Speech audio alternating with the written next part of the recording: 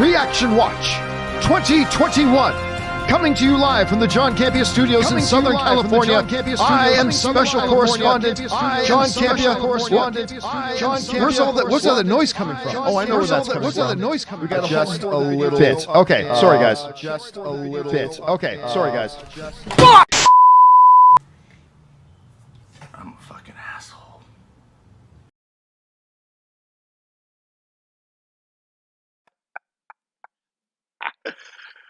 Spider-Man No Way Home. Spider-Man 3, aka Marvel Studios Spider-Man. Sony's Marvel Studios, Disney's Spider-Man 3 No Way Home. Hashtag Spider-Man No Way Home.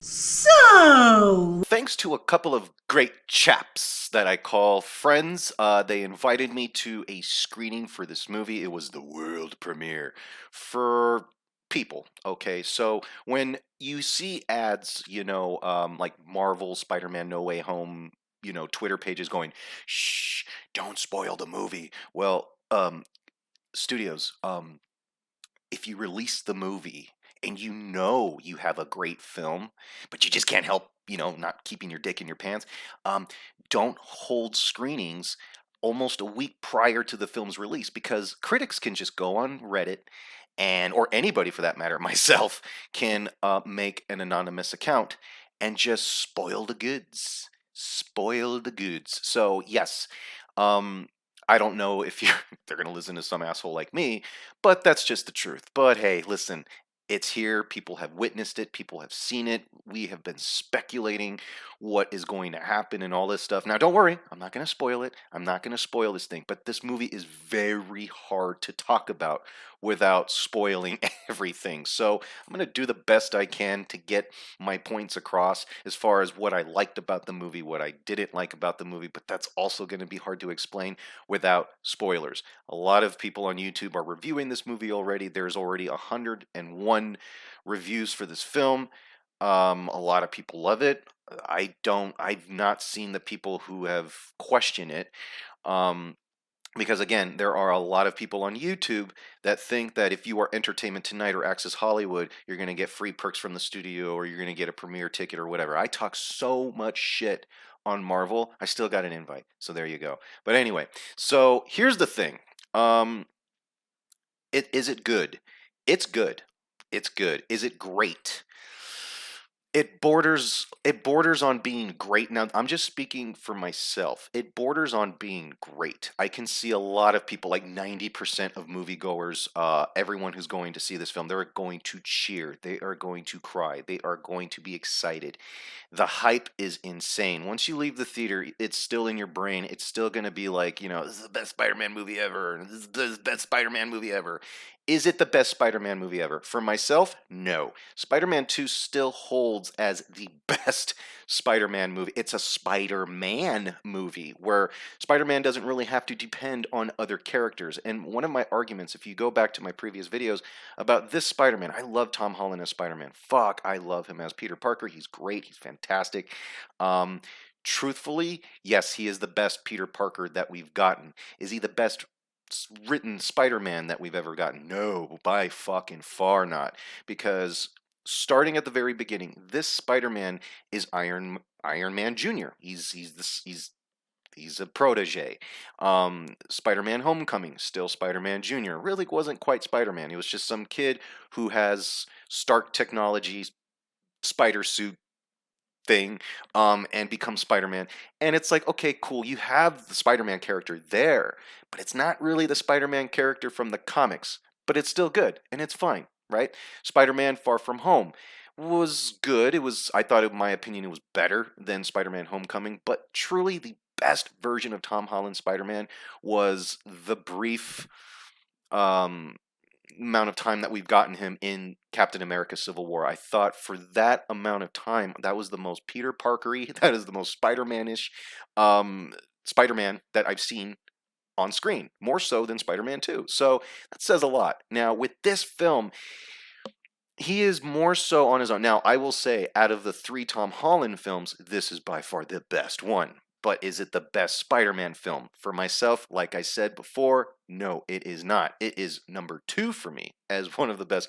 Like on my top 3, this movie is number 2 on my list. But the question that everyone has for this film are, if certain people appear in it or not or whatever. I think that's irrelevant. I think that this movie does hold itself as a very Peter Parker driven storyline for once. And yes, I know you're probably sitting there, well, gee, Josh, it was those Spider-Man movies, those not Peter Parker stories. Yeah, I guess, but those movies were like, it was as if Disney was saying, well, we don't really trust Tom Holland to be on his own, to carry a movie on his own, so we're going to have to put Samuel Jackson in it. We're going to have to, talk about Tony Stark more. We got to emphasize the fact that he's still linked to Tony Stark because, oh my God, Tony Stark's dead, and we can't have Tony Stark dead completely in our franchise, and people forget about it because if they do, they forget about Marvel. And blah, blah, blah, blah, blah. Whatever Marvel is thinking right now, this movie, Sony knocked it out of the park. This movie showcases Marvel's failure. Okay, because yeah, it says Marvel Studios, but you also have to remember Sony owns this character. And I think with the direction, with the performances in this film, the moments in this movie, there's a lot of holy shit moments. There's a lot of fun. There is lots of emotion, but also nostalgia. Now, the thing about nostalgia, if you go back to my previous videos, Star Wars killed nostalgia for me for everything else. And unfortunately, it sucks. I did let it get to me because now I'm looking at this film and I see Willem Dafoe, we see Doc Ock, we see Jamie Foxx, all this. It's a little nostalgic. And there are things that are mentioned in this movie that, kind of take you back to, what Spider-Man's all about and all of this stuff. And it was brilliant. It was smart. It was clever. And overall, fun. Keyword fun. There was no intersectional feminism. There wasn't no identity politics. It wasn't woke garbage. It was storytelling first. It was storytelling over ideology. It's very refreshing to see that in a Marvel movie nowadays. So I am very excited for people to see this. I'm very excited that this movie is out now. If you want to get people to come back to the movie theaters, even post all of this stuff going on, Spider-Man movie is the way to go. I enjoy this movie, but I will have another video talking about the things that I absolutely adored about this movie. And like I said, it's very hard to get into this, like detail, to illustrate my thoughts about this movie without spoiling anything. So I will come back and do a video about that. But for now, I just wanted to get you my reaction, my review, just on what I thought about the film. Spider-Man 2 is still the best Spider-Man movie out there. That's not saying that this movie completely sucks. That's not saying that this movie is not good at all. I'm just saying that's just my opinion. I think Spider-Man 2 is still the number 1 Spider-Man movie out there.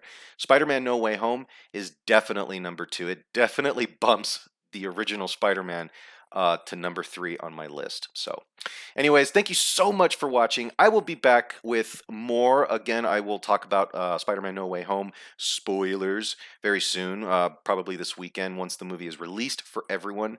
Thank you so much. Please go ahead and click the notification button. Hit subscribe while you're here. It's right there in front of you. It's free. And also, thank you so much again for watching this video. Even if you did not like this video, even if you disagreed with my opinion, I still appreciate the hell out of you for watching this far anyway. So, thank you so much once again, but I'm out. Peace. Lost in the world of past, in the echo of ancient west. There is a man from future, a man of myth.